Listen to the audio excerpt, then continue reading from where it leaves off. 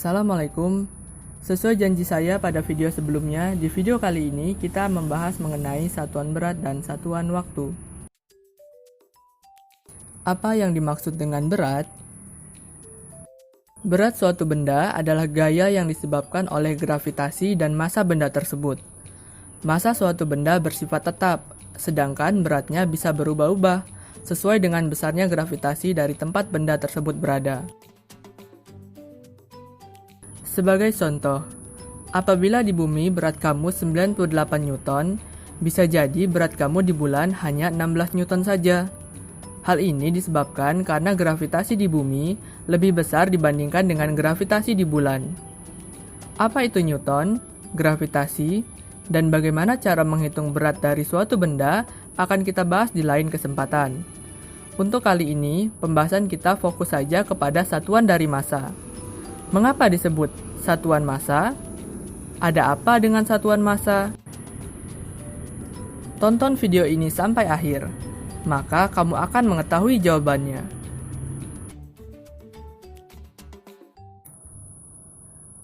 Apa saja satuan yang merupakan satuan massa? Satuan massa dalam satuan internasional adalah kilogram, gram, kuintal, dan ton. 1 kuintal bernilai sama dengan 100 kg, dan 1 ton bernilai sama dengan 1000 kg. Apa yang dimaksud dengan satuan internasional?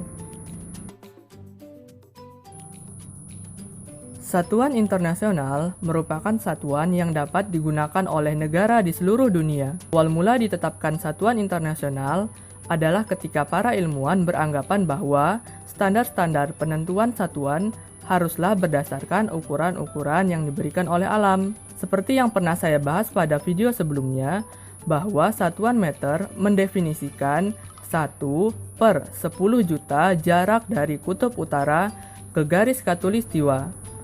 Sedangkan satuan gram setara dengan 1 cm3 air yang telah disuling, dan detik adalah 1/86.400 hari.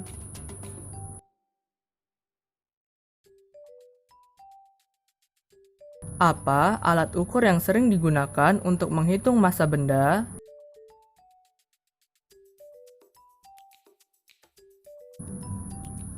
Yang pertama, neraca sama lengan. Neraca sama lengan memiliki 2 piringan yang diletakkan masing-masing satu pada kedua sisinya. Cara mengukur massa dengan neraca ini adalah dengan meletakkan benda yang ingin ditimbang pada salah satu sisinya dan meletakkan anak timbangan pada sisi yang lain. Kedua, neraca analog. Neraca ini merupakan jenis yang sering digunakan dalam rumah tangga. Cara menggunakannya cukup dengan menempatkan benda yang akan diukur pada wadah yang berada pada bagian atas neraca. Kemudian yang ketiga, neraca lengan gantung. Neraca ini sering ditemukan di pasar, yang digunakan sebagai alat ukur massa benda dengan posisi neraca yang diletakkan menggantung.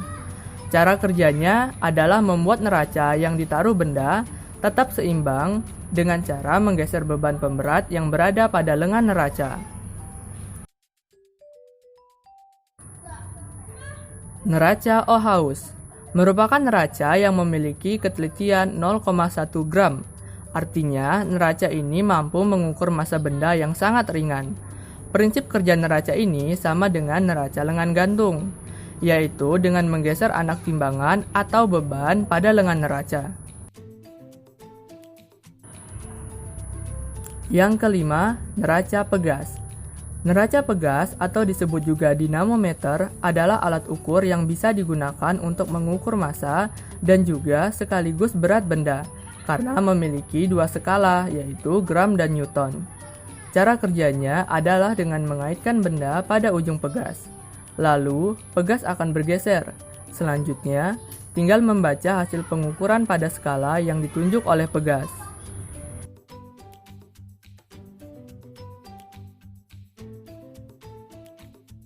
Yang terakhir, neraca digital. Neraca digital atau neraca elektronik merupakan alat ukur massa yang dapat bekerja secara otomatis. Hanya dengan meletakkan benda di atasnya, kita bisa langsung mengetahui massa dari benda tersebut dengan melihat angka yang ditampilkan di layar indikator.